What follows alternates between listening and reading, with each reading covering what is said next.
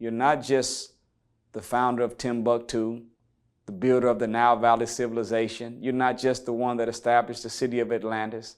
You're not just the one that built the pyramids. You are the fathers and mothers of all art, science, and civilization. We are the original people of the planet. Everything and everyone came from us. So once you accept that as your own personal self-concept, that I'm not just an inventor or a conqueror, but I am a God, then your self-worth will stay high. And if your brother is your other self, he's a God too. So I'm going to look out for him the same way I will look out for God. I'm going to look out for myself the same way I'm going to look out for God. Mm-hmm. You just got it. I'm going to expect from myself what I expect from God. And when you operate like that, there's nothing you can't be, do, or have. You can be as powerful as you want to be, do whatever you want to do, and have whatever you want to have if you see your self-image through scriptural lenses instead of non-scriptural concepts. Which is instead of what everybody else tell you. If you look at things the way that you're supposed to look at it, instead of what everybody else tells you, you'll capture a much greater experience of what you know than going straight out somebody else's mouth. Because you have to understand, once somebody else tells you, even him, once somebody else tells you that thing, you adopt his ideologies. You don't never come up with yourself. Did you just hear what I said the previous segment where he voiced how he felt about it? And I was like, it's definitely programming, but I feel like, you feel me? You're listening to me. Don't adopt my ideologies, but take what I think, take what he think, and capture your own feeling of what it is.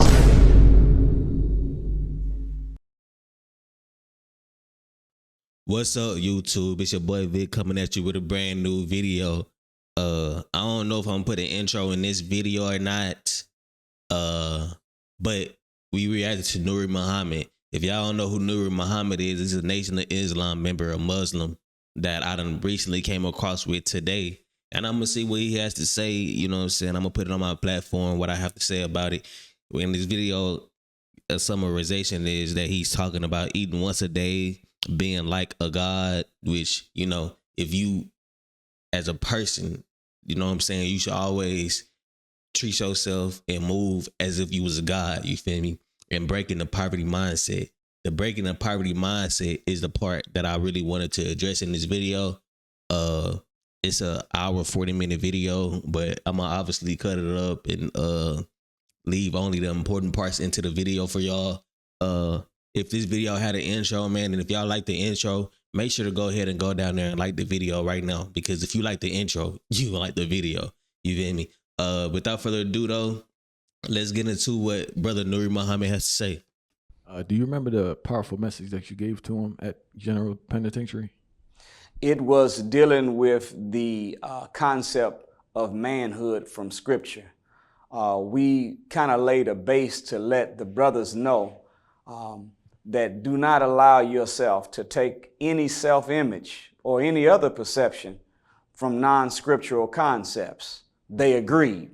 So we were able to show what a real man looks like by breaking down the Lord's Prayer and showing that the Lord's Prayer is not some invisible request that you send in outer space with your eyes closed at night on your knees. But inside the Lord's Prayer, we learned it from the minister, is a description of what an ideal man looks like. So once we start building on how to become our Father who art in heaven, heaven is up, someone that women and children can respect and honor.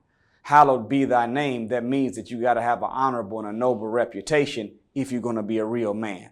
Thy kingdom come, thy will be done. Real men don't hope and wish. Real men will things into existence. Give us this day our daily bread. We told him, well, hey, if you're working for the enemy, the white man, he'd give you weekly or bi-weekly bread. That's money. But if you want daily bread, you got to be in business for yourself. You know, and we went down the math of the entire prayer as fundamental characteristics of manhood and taught how we could manifest that. And the soldiers were in agreement, and we had a 100% consensus that we were going to strive to become those kind of men in those walls. And as soon as God blessed them to put their foot back in the streets.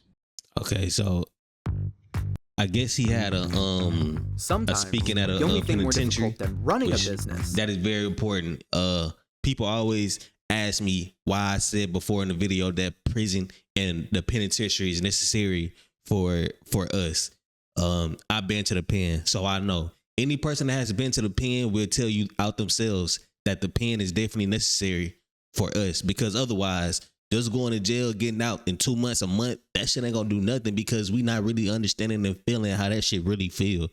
When you go to the pen and you know that you ain't getting out, you feel me, until your time is up, you know how it feels to actually be up in the situation and surviving that situation. And you really, and there's people down there that'll teach you. It's people like this that come down there and speak, and you know, you gotta attend the classes, of course, but you go down there, you do what you're supposed to do, you gonna get out and always be a better man 100%. The only people that don't are the people who will never learn, ever. It's nothing that you could do for them certain type of people for them to learn. They just won't learn.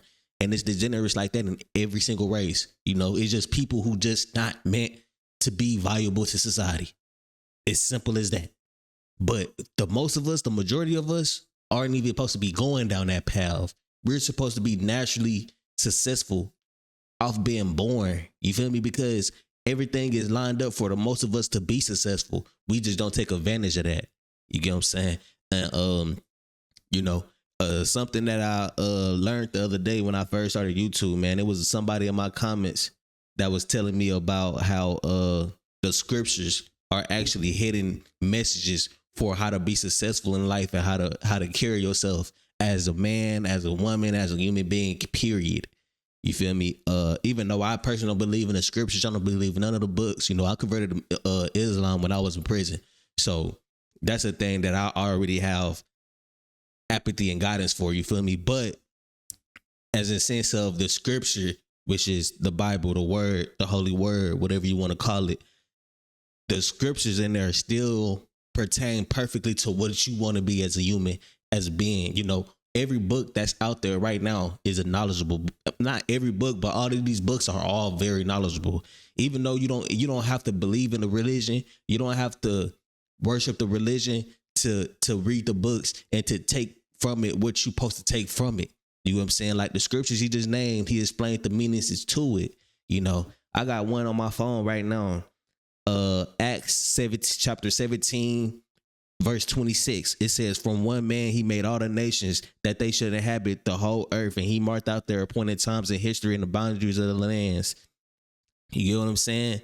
If you decipher that, it's basically saying that from that one man he made all of the nations that they should inhabit the whole earth, and he marked out their appointed times of history and the boundaries of their lands. So basically, he appointed certain things to certain people. He never put the negatives in there. He never put anything other than positives in there. We took the negatives out of the positives, you feel me?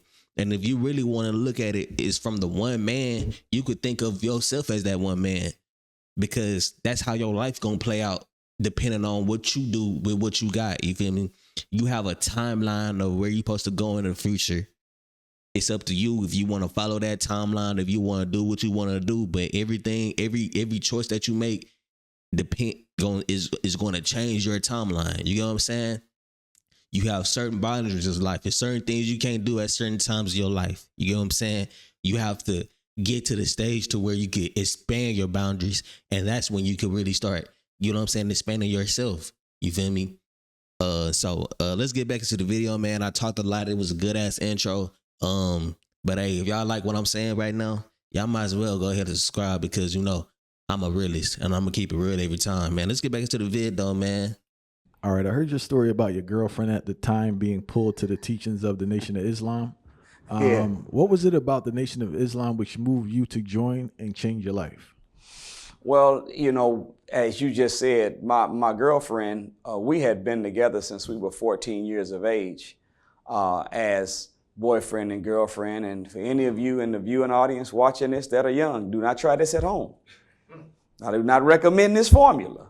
97% of all high school sweethearts never become husbands and wives. So be careful. 97%. Be careful. We just happen to become the exception instead of the rule.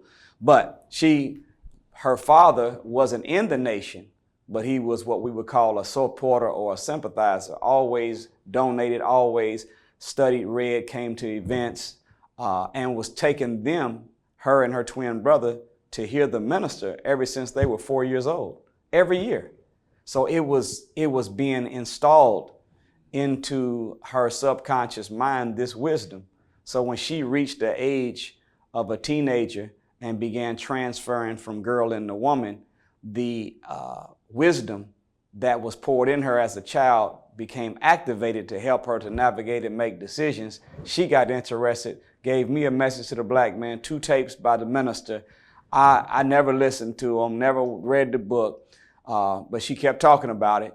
So as a result, I said, I got to read it. And when I picked up that book, Message to the Black Man, my word is bond. When I opened it up, first page, I said, this is how I've been believing all of my life.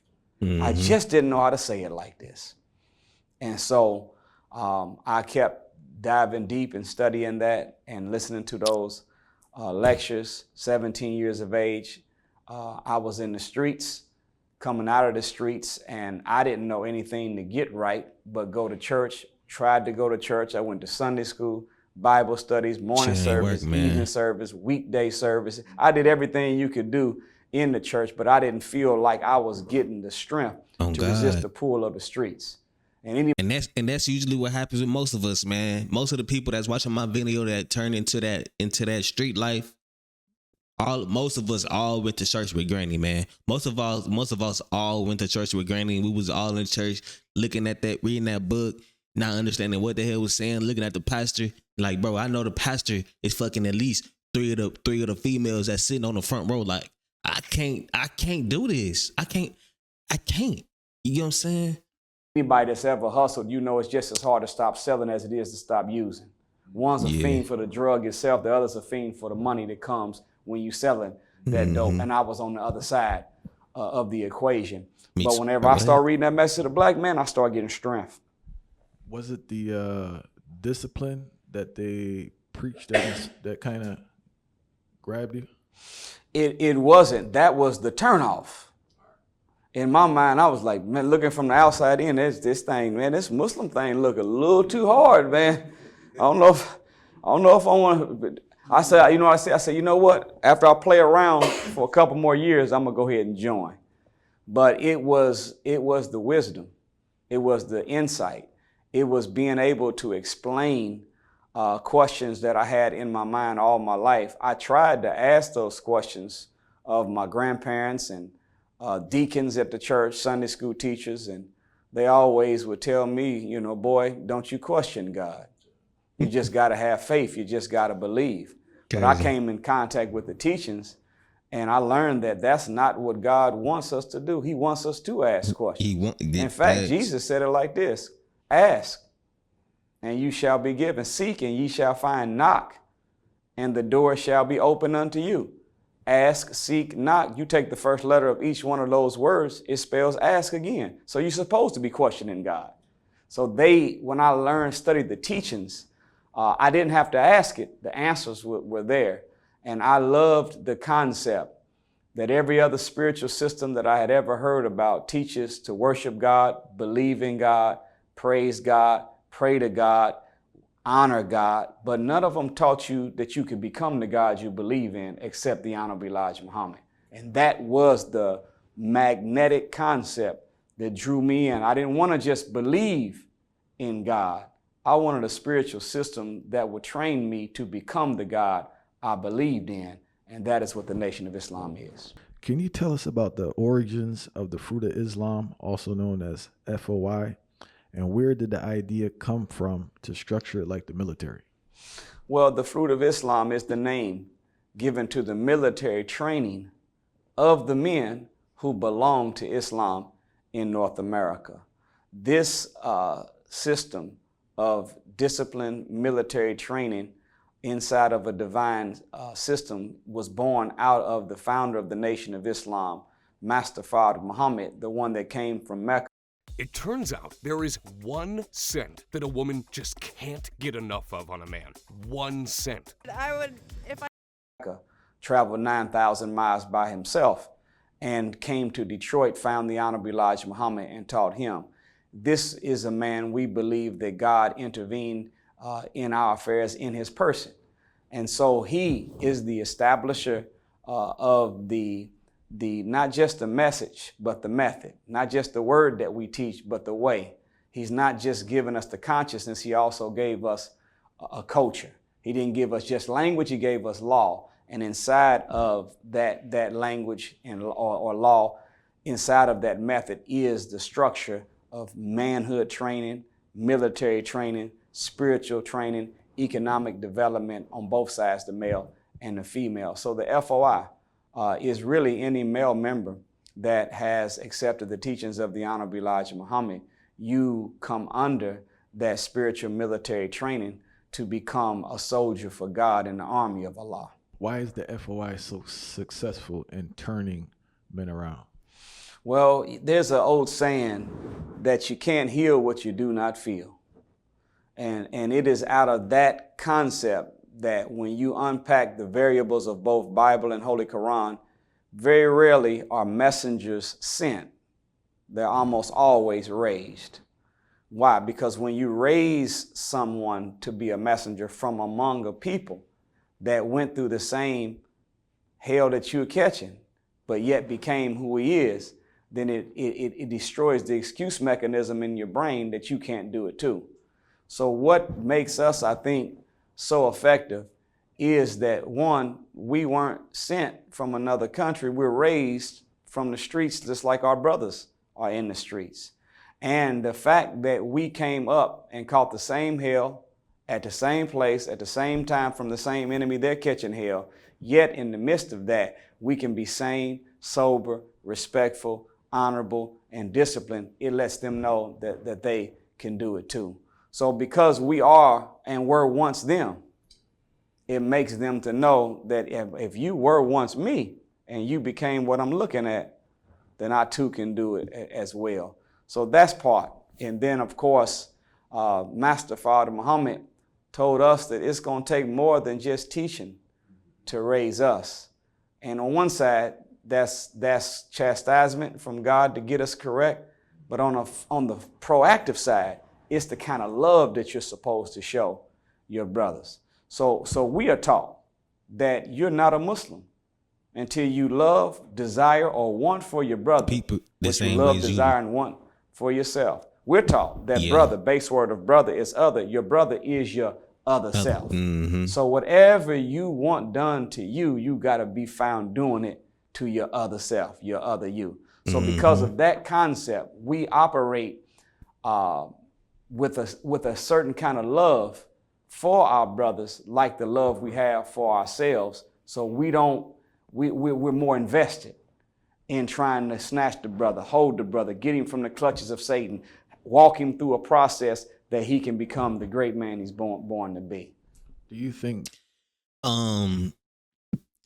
So if y'all don't understand what bro was saying, which I don't understand how you couldn't, but if you don't understand what bro is saying, just think about it this way.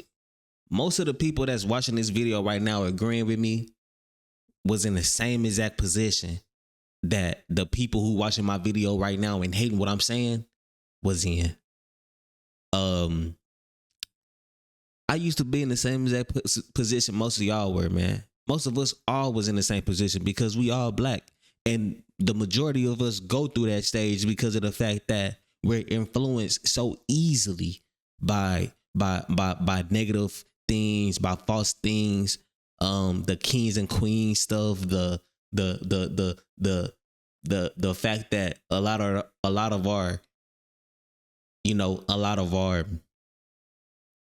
females, unknowledgeable females, think that those guys are the winners. You know what I'm saying? We think the guys that sell the drugs and the guys that be in the hood all day, we think those guys are winners, but they really the losers of society. Don't nobody look at them as winners outside of the females that think they are winners, and outside from the little bros that look up to them because they getting money. You could go get a 9-to-5 and still make money. You know what I'm saying? But the truth is that the 9 to 5 don't work for most people because they feel like it's slow money. Slow money is long-term money.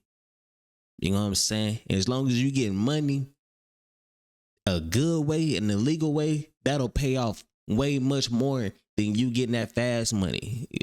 You know what I'm saying? And the long-term money is basically the same as doing long-term business. You know what I'm saying? Because all the long-term businesses, they don't start off making money off the rip. Some of them really be losing money off the rip. It takes time for you to build value in a brand. Just like it takes time for you to build value in yourself.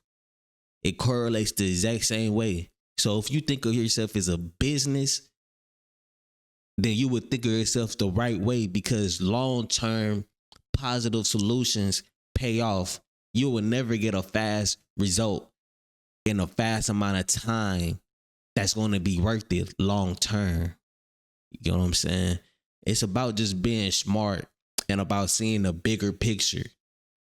The bigger picture is not that the government wants you to be down. We are choosing to be down.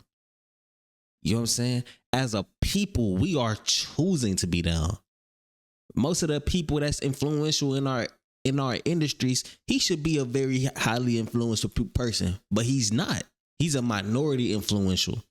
The majority influentials are people like the rappers, the entertainers, the social media people, Christian Rock, Blueface. Those are the major influences. You get the problem with what I'm saying?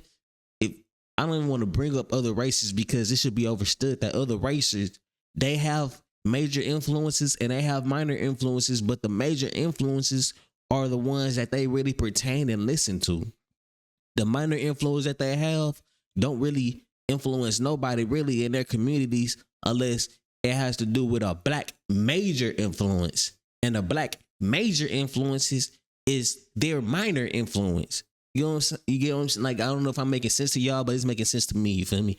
Let's get back to the vid though, because it's a long ass video. I'm really not finna chop it up too much. I ain't gonna lie to y'all. I'm probably finna skip through and pick the parts that I really want to show. You feel me? This the previous generation was easier to, I don't want to say mold, but guide in a new direction versus this new generation. It to some extent, to some extent, because these new weapons of mass distraction are greater than what they were in the times past. However, Scripture says this: the harvest is ripe, but the laborers are few. So whenever a harvest is ripe, it's ready for the picking. It's our job to be better laborers and work harder to get them. And I think that because of more distractions being present, it makes it more challenging. But what does it say in physics? For every action there is in nature, is equal and opposite reaction. So yeah, there is more distraction, but there also is more information available. Yeah. Just in my little time on the planet, when I wanted to get knowledge, wisdom, and understanding to be able to go out and try to teach and inspire somebody, I had to go dig in books. I had to get an encyclopedia set. I had to go to the library, spend 6-8 hours flipping through index cards, writing down hand notes. But now you can pull out your phone and just say, you don't even have to type, just tell Google. So we have no excuse. Yes, there are more distractions available to this generation than it was the last, but there's also easier access to gain more knowledge, wisdom, and understanding in our generation than there was in the past. So our job as the laborers, as the saviors, is to employ that equal and opposite reaction and use access to knowledge to equalize or neutralize the distraction. And I think we have no excuse. We should be able to get them just as fast as we used to get them in the 50s and 60s. So the answer is yes and no. All right. Yeah, it's way easier because there's more distractions. And for more distractions, it's more counter reactions to those distractions. You get what I'm saying? If a person say they trying to go to the streets because of the music, show how hypocritical the music is, If a person say they want to go down that path because the women that they get be women that they don't get. Show how bad those women are that's making those decisions for those men. Show how the older females are single and have 6 baby mamas. Do you want that kind of female? You know, that's just, so it's easier, but it's harder. It's easier because for every distraction, you know what I'm saying? But yeah, shit, you advocate for mental, spiritual, physical, and financial health. Too many times people leave out the financial health part, right? When did you start to become financially literate and be more disciplined and strategic in your spending habits? Well, I learned from the Honorable Minister Louis Farrakhan that man is to be a well-rounded and totally developed human being if we're going to be considered alive. And he shared a verse that I had heard growing up, but never seen it broke down or unpacked. And most of us have heard where in the 1 John it says that above all things, brethren, I wish that you would prosper and be in good health, even as thy soul prospereth. So there's 3 categories of greatness that the Lord of the worlds is looking for us to operate in: health, wealth, and spiritual development.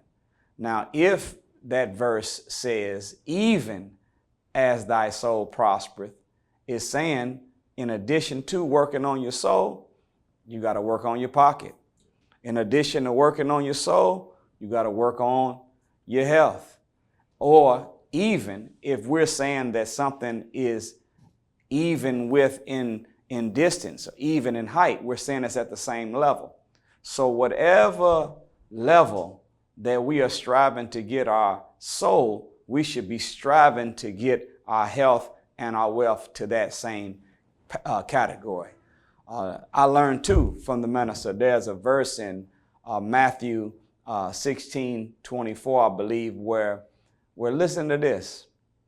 It says that the spirit was willing, but the flesh was weak. I said, man, that's a pretty sad state to be in. Here you got in your mind everything you need. You got the inspiration, you got the passion, you got the knowledge, the wisdom, the understanding, but because you're unhealthy, the flesh is unable to even carry in the practice. So we have to make sure that we keep this temple, this tool of the living God in good operating condition, so that when we have a vision, when we have passion, when we have an idea, when we have that knowledge we want to bring into existence, we actually have a body that can be utilized to make it happen. So that's kind of the dynamic for the health side, and then the wealth side. I learned this too. There's a verse in the Bible in Ecclesiastes 10:19. Reverend don't teach it a lot, but they sure live in it. Listen to this. It says, a feast is made for laughter, and wine maketh one merry, but money answereth all things. That's the Lord said that. So, this concept of being disconnected from the acquisition of wealth is not divine. It's a man-made concept that has been used by people that want to make an excuse that if they go after money, that they're going to lose God. No, but Jesus said it like this. He said, if any man be my disciple, he must do 3 things. Number 1, deny himself. Last thing was follow me. But look at this, but pick up your cross. And if you look at a cross is a long vertical line with a shorter horizontal line. The Honorable Minister Louis Farrakhan teaches us that everything that is of the material world is on the horizontal, but everything of the mental and the spiritual world is on the vertical. So if you're picking up a cross, long vertical, that means I got to make sure I got more spiritual than I have material, but I still got to have some material. What Jesus is saying, there's nothing wrong with getting rich as long as you make sure you got more righteousness than you got riches. Mm-hmm. Nothing wrong with getting you some money, long as you got more morals than you have money. Don't let the money dictate your morals. Don't let the money change your morals. Don't let the passion and the greed of money take you out from being who you really want to be in your heart, who you should want to be in your heart. Facts. Nothing wrong with getting you the dollar, but just make sure you got a better connection to Allah than you do to that dollar. So you're supposed to have them both. That's what the cross really should represent in that concept. And I learned that breakdown from the minister, and because of that, I've lived life a long time without it, and I've lived a short time with it, and I do like living with it much better than I like living without it. I mean, it's really beneficial. The money is really beneficial. Your health is very beneficial, and the wealth is, and your spiritual mentality, physical, you know what I'm saying, is very beneficial as well. It really all go together. You can't be happy and fit but be broke. You won't feel right. You can't be one or the other and not feel. You can't be happy and rich but fat. You still won't feel right because you won't be able to do everything you want to do. You know, that's why all three at the same time is very important. If you're working, make sure you staying fit and make sure you're staying happy. You know. Have you noticed also through your teachings and working with people that the mindset that's developed when you grow up in poverty, I see it as a cop-out in a sense, because you say people say, I don't want money, or they just view success as wealth and wealth as just an evil thing. Do you feel that your environment, can you change your mind when you grow up in that environment where people have disdain for success and wealth? And then one thing I also want to say, because they can't attain it. One thing I want to say before Nuri answer this question is that naturally you won't start to get money the right way until you're actually fit and until your mindset is on the right thing. You really won't end up getting money the right way until that happens. You know, you can always get money the wrong way, but you won't be truly happy, or you won't be truly in tune with your health. You know what I'm saying? When you're in tune with both and you're doing what you're supposed to be doing, the money is going to follow regardless. Period. The money is going to follow regardless. Even if you want to be a regular 9-to-5 worker, if you're staying fit in real life, you keeping your mind healthy, you doing what you're supposed to do, you radiating good energy, positive energy off your body, you're going to get them better positions at your job. You know what I'm saying? You don't want to go up there being in negative space, not talking to nobody, staying to yourself. That's not what being happy and confident in yourself means. Being happy and confident in yourself is going in there, standing up like a man or a woman, doing what you have to do, speaking it. You know what I'm saying? Being a friendly, look upable person. You hear me? That's part of the mindset of feeling like you're a god. Even a female could feel like she's a god. We need to feel like we're gods to be able to get into those instances where we're making bread the right way. Look at anybody successful that's carrying on the message, that's making money. They're always going to be fit. Always. They're not going to be fat as fuck. They're not going to be out of shape. They're not going to be unhappy. And even if they say some crazy stuff or some negative stuff, there's always going to be a reason why they say it. You know, they're not finna just say something crazy without a valid explanation why. Well, of course you can. See, the minister said this. He said, whoever gives you the diameter of your knowledge prescribes the circumference of your activity. So the danger with us, right now we live on a planet. The planet is 24,896 miles in circumference. Why? Because the diameter is 7,926 miles in diameter. If you made the diameter, Please help me. I gotta turn his ass off. longer, the Earth circumference will be bigger.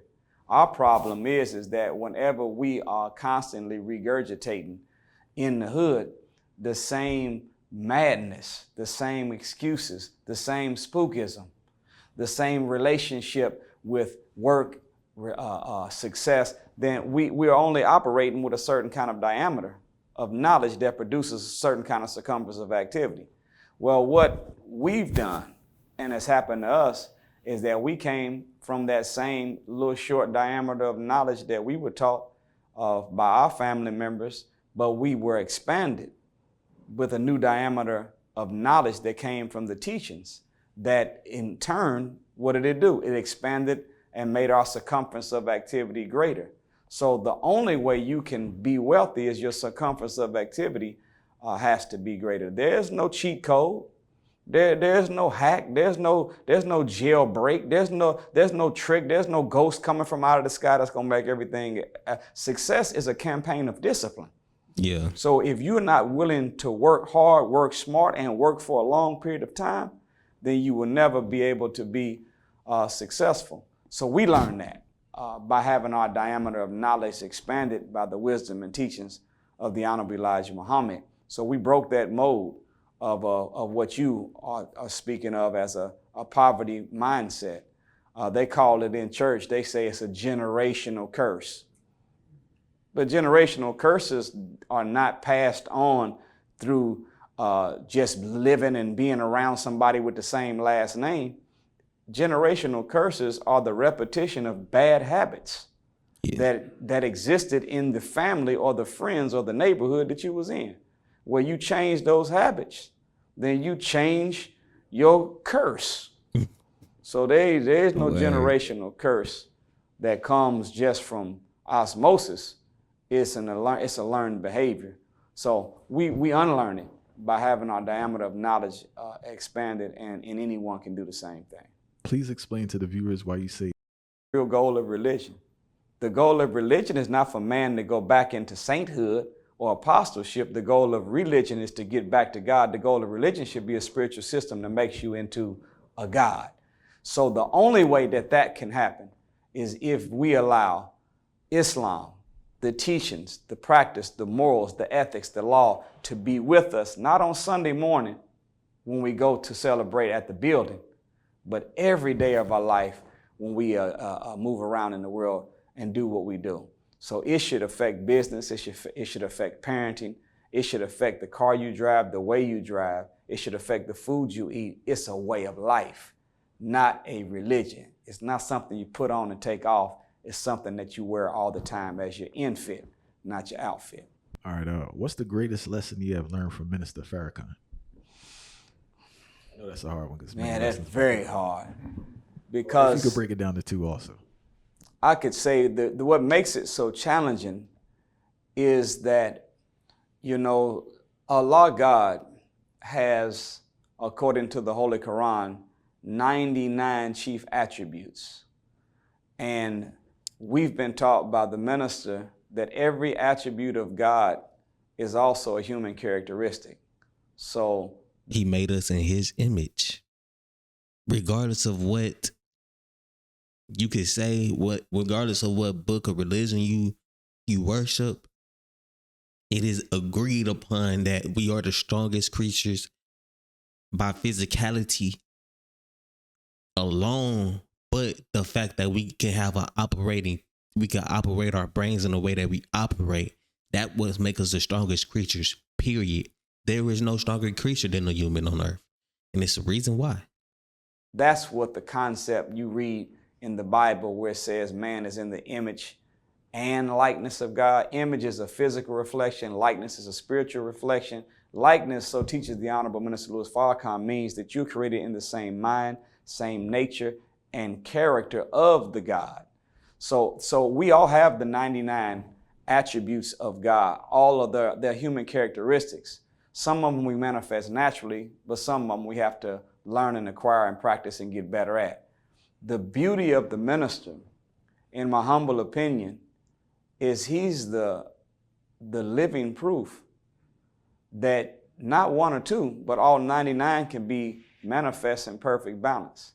So it's hard to say a lesson that you get, other than to say the greatest thing is the fact that his beingness, the way he is, proves that we can become who Allah promised us that we can become. The minister's all God all the time, and he manifests those characteristics and those attributes of God in perfect balance. He's compassionate, he's merciful, but he's still warrior, he's soldier. So everything that you're looking for, God has blessed him to become that. So he's that developed model of a human being. I always joke about it and say that, life is a test, and everybody bears witness that it is. And I remember when we were in school and you had to take a test. When you were taking a test, all of the problems on the test were all different. But every now and then they would put an example at the top of the page. It wasn't the exact question, but it was the formula you needed to work to solve all the questions. The minister, being a servant of God, being one raised by God for us, he said at the top of the page of life as an example, giving us the formula on how to solve all the different problems that we'll come up with. So in that sense, I would say he's the example for everything. He's the man that taught me everything that I know, and is the example of the man that I hope to one day become. And he's that for all of us. All right. Did Farrakhan ever share how he accumulated so much information? Well, the minister was a great student of the teachings of the Most Honorable Elijah Muhammad. And his life, when you listen to the way he operated, his prayer, study habits, pretty much if he wasn't swinging the sword, he was sharpening the sword. Swinging the sword meaning teaching. And if he wasn't teaching, he was studying to teach. He talks about as he grew up as a young minister, he didn't spend a lot of time catching balls with his children and doing the traditional parenting thing. He was always in the lab, always studying, always teaching, and making sure that when he did teach, he had something to teach. So that kind of habits, which of course he credits his mother for getting him involved in the study of the mastery of the most difficult instrument in the world to play, the violin. And by taking him young and committing him to that kind of discipline to become proficient in the hardest instrument, set his mind up that he could become proficient in the hardest job ever given to man, which is the resurrection of black people. So he, of his own statement, he brought that same formula for mastering the violin. He brought it to mastering the teachings and put in that same kind of effort and energy he used to put into becoming proficient at playing the violin to saving his people. So that is the regimen. And he told us now for anyone that's viewing this, you don't have to study 8 to 10 hours a day to become what you are to become. One of our lessons say this, that the above can be accomplished with very little study. So it's not a whole lot of study, but it's a lot of acting, a lot of working, a lot of living the life that's necessary. So the minister said this, he said, knowledge allows you to equalize the pressure that life imposes on man. So the more knowledge you have, the better you're able to solve problems. The better you're able to solve problems, the less stress you have. He said that all you need to do in order for you to have in your head the adequate amount of interior knowledge to push off and ward off the pressure of this world is 1 hour a day of study. Do you know, Brother Lynn, that there's 14.7 pounds of atmospheric pressure per square inch of the human body right now on us? Think about all that, but look how easy it is to move. And the reason why that pressure doesn't cause us to implode is because we have more oxygen going out than we have the pressure of air coming on us. Well, spiritually, for every physical law there is in the universe, there is in nature a spiritual counterpart. So when the pressures of the world are coming, the oxygen is knowledge. The more knowledge you have, the better you're able to equalize the pressure of the world, and you can walk and just exhale and not feel the pressure of the world when your head is full of knowledge. That was the minister's way to become who he is, to teach what he teaches. But our formula, he said, you just need an hour a day and you'll have what you need in your mind as the adequate spiritual raw material to deal with the pressures of life without imploding. And the last one, has Farrakhan ever given you advice about public speaking? Yes. Yes. And the minister, of course, the greatest advice is just him teaching. You watch him teach and you strive to duplicate the way that he does it. There's never been, in my humble opinion, one that can communicate an idea greater than the minister. This is the greatest teacher that I've ever seen or ever heard in my life, period, hands down, any generation of time. So studying his way is number one. But every now and then, whenever I teach, if I'm representing him or I'm just representing at the mosque, he gets it and he'll listen and he'll give points of correction, ways to do different things. So yes, he does help train me up and tune me up, and he does that for many. That's super dope. What do you believe you improved the most on in regards to your oratory?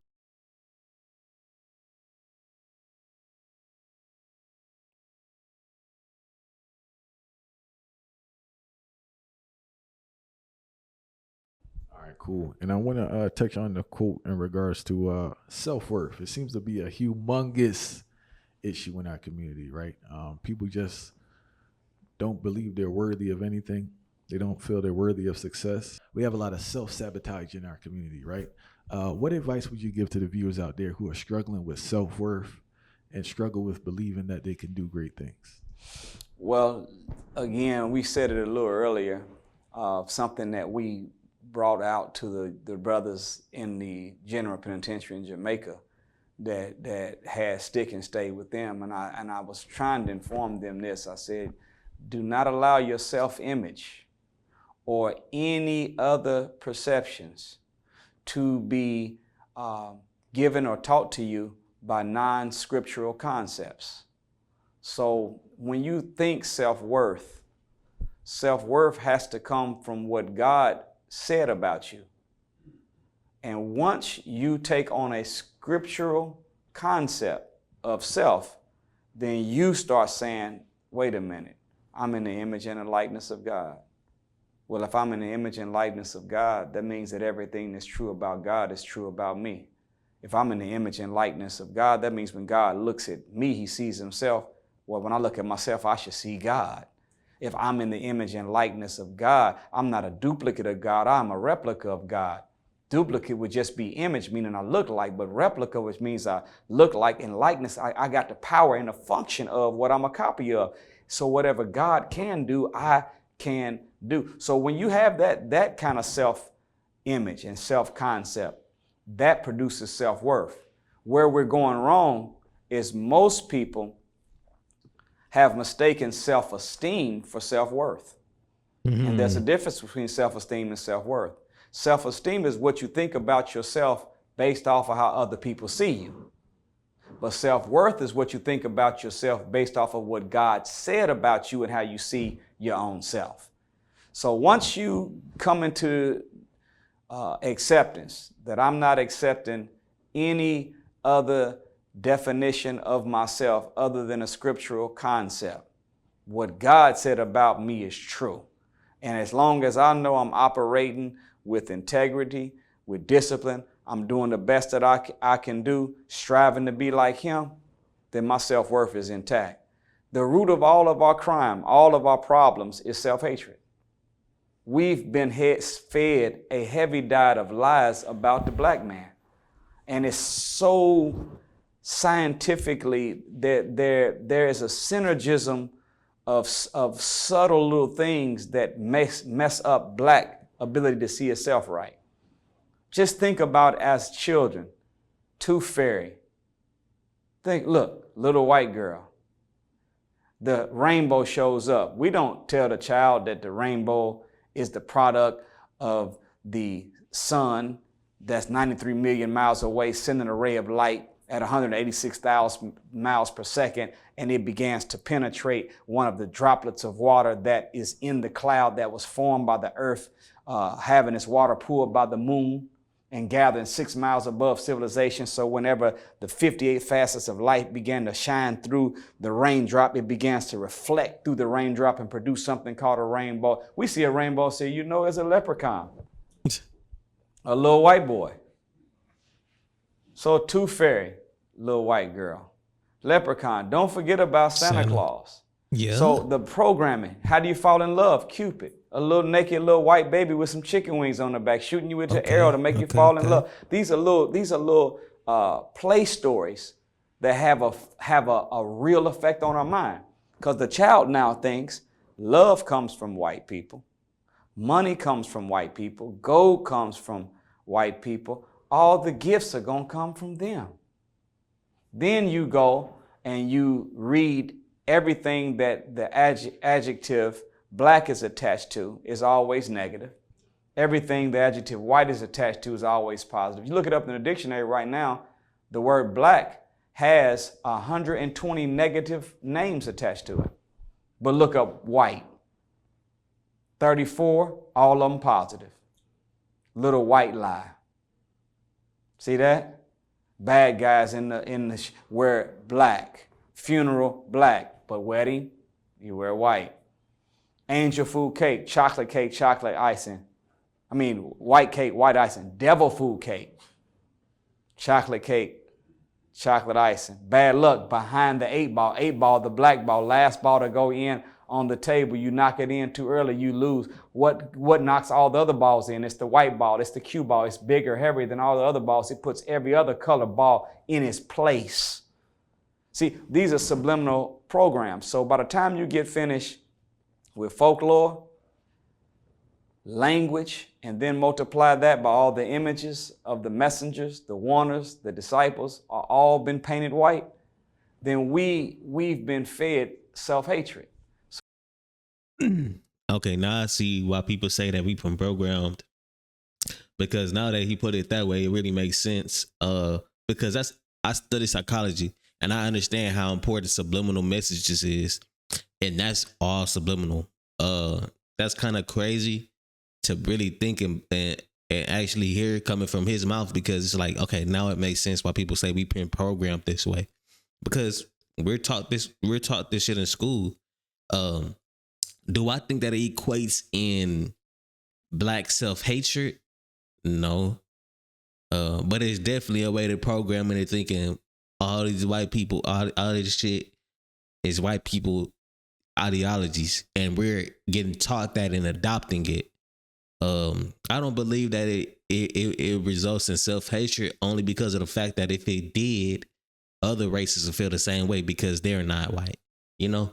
So the fact that they don't feel that way, but we should feel that way, is kind of off-putting to me, because of I know how strong we are as people in itself, and we should be able to easily recognize the flaws in these certain teachings, just like when we used to go to church and we used to not fuck with what they were saying. It's the same thing how I look at everything in life, of the fact that we should recognize the flaws in these teachings just based off listening to it for a long time. Like, how does this even make sense? They teach you about Santa, but after a while you learn, like, it doesn't make sense. The tooth fairy, it doesn't make sense. You know, thinking about it logically, it just doesn't make sense. So I think that it doesn't equate in self-hatred, but it's definitely some type of programming going on to where they making everything look white. Even Jesus Christ himself, they have him looking white, but in the Bible, it says his true depiction is nothing of the sorts. So I do agree with what we're saying. Self-worth, you definitely got to see yourself as what you strive to be, which has to be a positive influence. It has to be a positive influence. The thing with self-worth, what I believe is that we strive to be a negative influence. Growing up, we strive to be, it's always somebody negative that's in an influential light that we see that we want to be like. That's what I feel like our self-worth is based off of. Whereas as a white person, they barely have any negative influences. Even the Mexicans, they barely have any negative influences. You know what I'm saying? Now they do got some. Them drug lords and shit, them is big ass influences. But they got, they don't got that many fucking drug lords. All the people that make music that's Mexican be making that, you know what I'm saying, that jiggy stuff that's gonna get you lit. It's not gonna be talking about killing and none of that stuff. The ones that talk about killing don't really get pushed like that, but they'll get pushed in the black community. The Mexican OT, he getting pushed in the black community. Mexicans not listening to him. It's blacks. You know what I'm saying? So we're the ones that's glorifying the uses of negative influences, not the other races. So I get what he's saying when he's saying that it's a type of programming for sure. It's a type of programming, but I necessarily don't think that works. I think we mess ourselves up. So it makes it hard for us to believe in ourselves. So I challenge every black man, woman, and child to start reading about people that look like you, that accomplished great feats in the past. Because what happens... It's cash out time for every American because the U.S. is sending everyone a free $16,800 right now. You get this payout in under 48 hours, and it's completely free. The sign-up takes less than 5 minutes, and there's no is you activate your spiritual peripheral vision. See, physical peripheral vision says, I'm looking at you, but I can see my brothers on both sides. I'm looking at you, but I can see the light here, and I can see the TV over there. So spiritual peripheral vision means that the minute that I start looking at someone that accomplished great feats in the past, I began to say to myself, if they can do it, so can I. So that will help us to do it. And then, of course, taking the spiritual concept is the highest thing. You're not just the founder of Timbuktu, the builder of the Nile Valley civilization. You're not just the one that established the city of Atlantis. You're not just the one that built the pyramids. You are the fathers and mothers of all art, science, and civilization. We are the original people of the planet. Everything and everyone came from us. So once you accept that as your own personal self-concept, that I'm not just an inventor or a conqueror, but I am a God, then your self-worth will stay high. And if your brother is your other self, he's a God too. So I'm going to look out for him the same way I will look out for God. I'm going to look out for myself the same way I'm going to look out for God. Mm-hmm. You just got it. I'm going to expect from myself what I expect from God. And when you operate like that, there's nothing you can't be, do, or have. You can be as powerful as you want to be, do whatever you want to do, and have whatever you want to have if you see your self-image through scriptural lenses instead of non-scriptural concepts. Which is instead of what everybody else tell you. If you look at things the way that you're supposed to look at it, instead of what everybody else tells you, you'll capture a much greater experience of what you know than going straight out somebody else's mouth. Because you have to understand, once somebody else tells you, even him, once somebody else tells you that thing, you adopt his ideologies. You don't never come up with yourself. Did you just hear what I said the previous segment where he voiced how he felt about it? And I was like, it's definitely programming, but I feel like, you feel me? You're listening to me. Don't adopt my ideologies, but take what I think, take what he think, and capture your own feeling of what it is. Because no matter how you feel about that, you still understand the big picture is that we're programmed a certain way. We're the most influenced, the most negatively influenced people, but it's our own doing, period. And if you want us to be better as a person, if you want yourself to be better as a person, you have to do away with those negative influences. Now, I'm not saying you can't listen to it because, that's very hard to do. But don't be out here trying to live that, trying to do what they do, trying to look at it as pure entertainment, you know? Because I don't think that'll go nowhere. Rap then became a top 3 genre. It's no way that it's just gonna stop.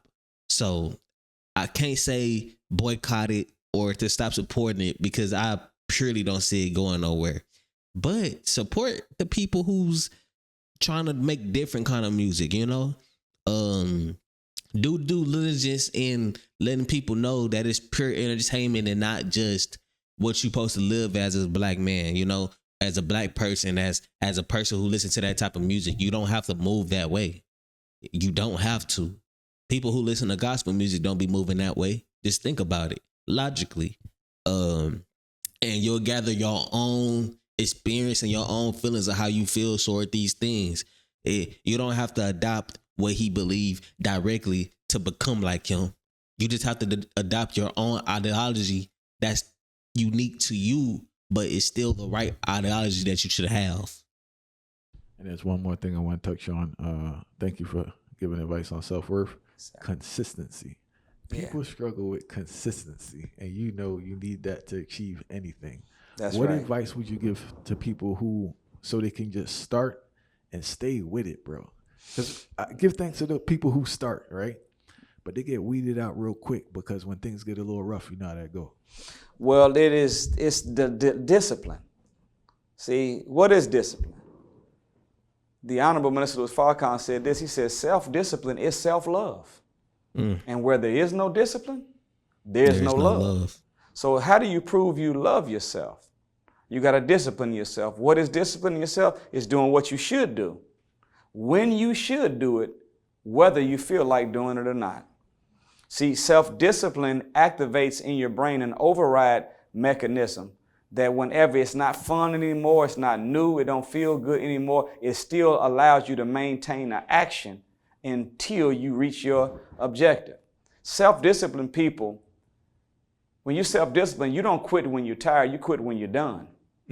So once you make your mind up, I put my word out here that I'm getting ready to make it happen. You gotta keep working until your word becomes flesh. And one of the things that we say that word is bond, and bond is life. And I shall give my life before my word shall fail. The question was asked, have you not learned that your word shall be bound regardless to whom or what? And we answer, yes. So any human being on earth is a whom. Any circumstance that could ever exist is a what. So if my word is going to be bond regardless to whom or what, and I'm willing to give my life before my word shall fail, once I say I'm going to do something, I'm going to be persistent and consistent until I get there, or I'm going to be dead. That's the kind of commitment that one has to express. And if we do that, we'll find that it's a lot easier to do it. I will give you just a little trick. When you have a go up goal, keep it to yourself. Because there's a whole lot of people that have already punked out on becoming good and great at whatever they're doing. And the minute that you talk to them about it, they're going to try to talk you out of it. So you have to be very careful sharing big ideas with small-minded people. Yes. But when you have a give up goal, don't keep that to yourself. Tell everybody. See, if you say that, look. Because they're going to push. Understand what he's saying. When you have big aspirations, big goals for yourself, you want to do this, you want to do that. You have to understand, if majority of our influences are negative, what do you think the majority of the people are? You know what I'm saying? So telling people about how you want to be better in life, about what moves you want to take, isn't going to help you unless the people that you're talking to are the same minded as you are. And you have to understand, as this type of person, the majority of people are not like that. You could post your accomplishments all day on social media. They're not going to get nowhere near as much love as it would if you post something happening to you, somebody dying next to you, something like that, a negative influence. You're going to get so much love that day. You know what I'm saying? So if you're a person that listens to what other people say, you can't be great. You have to listen to what you want and pursue that to where you can be that. Look, I'm letting y'all know from here on out, I'm giving up smoking weed. You tell all your partners, I'm letting y'all know I ain't smoking no more. See, right when you think about rolling that blunt, you know that it's a possibility. Even if they're not around, I might see Lil John tomorrow and he gonna ask, hey, how you coming? How you coming with you're not smoking thing? And I don't want to be saying, oh man, I done went on back and start smoking already. So when you have a go up goal, keep it to yourself. But when you got a give up goal, share it with other people. And what you'll find is that it adds willpower to your will because you don't want to be embarrassed in front of the people that you know, love, and respect. Mm-hmm. That will do it. And remember this. They got so many books on how to be successful. 48 laws of this, the 12 habits of this, the 10 rules of so forth, the 33 strategies of so. And it ain't but 2 rules of success. Get to it and stick to it. Stick to it. And if you get to doing it and you stick to doing it, at some point you're going to make it happen. But you got to have the stick-to-itiveness to go with the get-to-itiveness if you want to get to where you're trying to get in life. It's not going to be fun. It's not going to always be something you feel like doing, but do what you should do when you should do it, whether you feel like doing it or not. And it will activate an overriding mechanism in your brain that will allow you to maintain an action long after the excitement is worn off. All right, so yeah, man. That's been a video. If y'all want to watch the full video in full length, the link will be in the description for y'all. I just wanted to touch on certain points of the video for y'all, just to get y'all a glimpse into how I moved as a person into what I am now versus what I used to be. It's levels to it. Just going to prison, it got me out of that lifestyle. But to get me where I am now, I'm 28. I got out of prison when I was 23. August of that year, whatever, I was 23, I forgot the year. Got out of prison that year, completed 4 years probation. So I just got off probation 2 years ago. You know what I'm saying?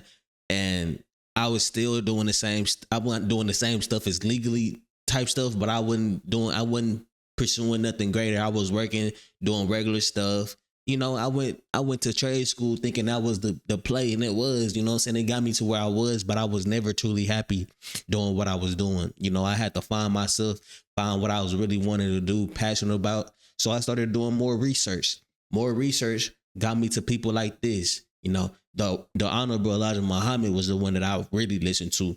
Then I went into Malcolm X, you feel me? The Malcolm X, the one who really woke me up, you know what I'm saying? And ever since then, man, I really got into what I was supposed to be doing, and now I'm doing way better than I ever did because I'm doing what I'm supposed to be doing, and I'm sticking to it. I'm grinding. Y'all gotta understand, man. When I first started YouTube, bro, it was a month straight, almost 2 months fully straight, where I only had 10 subscribers max.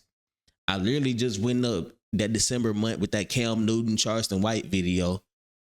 I went crazy up, man. It got like 500K. I went up like 2K subscribers in that 1 month. And I figured out my mission, what to do was on YouTube was to spread positivity and messages to the Black community. Now when I get bigger, I don't know what the universe has planned for me. You know what I'm saying? I don't know how I'm supposed to go from where I'm going right now. I'm just doing what I know I'm supposed to be doing right now. You know what I'm saying? I can't speak too much in the future. I can speak what goals and aspirations I have because I could make sure that happens. But I don't know how my messages has changed. I don't know how my messages do. But I'm always try to move honorable and with the same mission in mind as to doing what I'm supposed to be doing, which is giving this message to the people, trying to wake the people up. You know what I'm saying? I appreciate y'all for watching the video. If y'all still here right now, If y'all still here right now, say if y'all still here right now, put in y'all comments. Y'all are going to start doing better today. Put that in the comments, man. I appreciate y'all for watching the video. I love y'all as well. Man, make sure you have a good, productive day the next day or the same day that you watch this video. I'm not playing with y'all, man. Make sure y'all do that. And y'all can end up in a very favorable position. Without further ado, man, y'all already know it's been your boy Vic. If you like this video, go ahead and click this video to watch the next video. But before you do that, make sure you went down there and liked and subscribed as well, man. I appreciate that very much, and it shows me that I should keep on doing these type of videos. Without further ado, it's been your boy Vic. Peace.